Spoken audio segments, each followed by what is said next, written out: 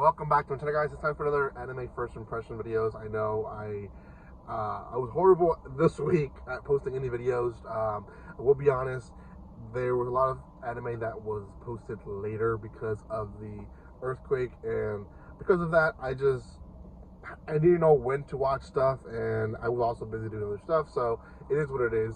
I'll try my best to post some first impression videos, but it looks like this season's gonna be a busy season for me. Just bear with me. Hopefully, I do release enough videos, but I'll try my best to release as many as possible. So this is gonna be on the second season of bottom tier character Tomozaki, and this is one that I reacted to back when it first released. I think like a year or two ago. It is a sort of romance, sort of harem, but not really. Tomozaki is a character who essentially sees life as a video game, and that's how he's taking his social life into consideration. But before anything else, if you haven't done so by now, make sure you subscribe to my channel, give some love by commenting, liking, and sharing. I will try my best to post more first impression videos, but I can't promise that many to be posted this season. It's been it's hard. It's been hard, and YouTube doesn't pay the bills, so it is after all a hobby for me and not a job. So this unfortunately has to be put aside in the back burner, and I'll try my best to still post because I do use this as almost therapy for myself. But it is what it is. So. Okay, second season of bottom tier character Tomozaki. Again, we follow the life of Tomozaki, and essentially, he is still getting advice of this one particular girl who is helping him basically get a girlfriend and increase his social life within the school. Now, he did quite a bit of improving in the first season, being from a shut-in to like not really having friends to having friends and having someone to talk to, and having quite a bit of girls that seem that are interested for him, including the one that's helping him. So there's quite a bit of love interest already. Now, the first episode, it doesn't. Well, the nerdy girl guest is kind of introduced. I believe she was part of the first season, but just a very quick side character. And then there's Erica, who is kind of like the class bully. I think she was also part of the last season, but not really used too much. But essentially, Erica bullies the glasses girl to be the captain of the class for the big events that they're going to have in the next coming months. And there's, it's very popular in Japan. They do sport events, and then they do something special with the class, so on and so forth. So they have to have a female and a male captain that leads the class. And Erica kind of bullied her into it. And Glasses Girl is trying her best.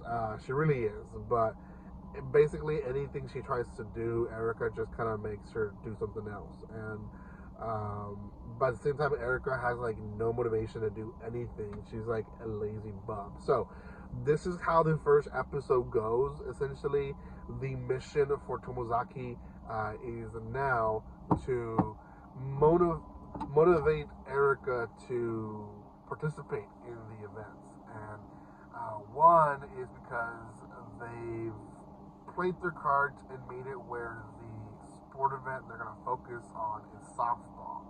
And Erica is actually the best softball players in the class because she was in softball with boys in elementary and middle school, but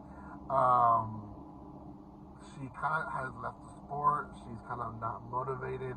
I can maybe tell why, and I'm gonna assume it's gonna be later expressed in the season, but I'm gonna probably assume that there's gonna be some expressions of her not wanting to play in a female league, wanting to be like almost in an open league, anyone can play, and the male side being more funded maybe, or more paid more attention to, where the female one not so much. which happens in the U.S. as well. There's a lot of female sports in my school that sometimes are overlooked, even though they do better than the boys' sports, just because it's the boys' sports. So I could see some of that, feelings and um, mindsets, I guess, trickling into the season. But for now, one of our main characters, main love interest from the first season, she has taken up now the captain position, and she's going to be the one that convinced Erica to participate. And Tomozaki has a 3-step plan, I guess, that is going to make everyone basically make Erica become the star and get her into doing something. She's being basically lazy right now. So yeah, interesting series. Do I recommend it? Unfortunately, I don't think this is going to be the series that people are going to talk about. There's always a series that's continuing away from the new ones, a continuing series that people are like, oh my gosh, it's coming back. This one, not so much. I don't think people are gonna regard it highly. There is obviously a group of people that really want to watch it and will enjoy it. I myself, I'm considering to react into the second season. I'm like I said, it's a busier season for my life, so don't know if I'm going to react to a lot of stuff, to be honest. But if there is one, I might do this one just because I did the first season already. But there's other series that are new that I'm considering as well, so we'll have to see.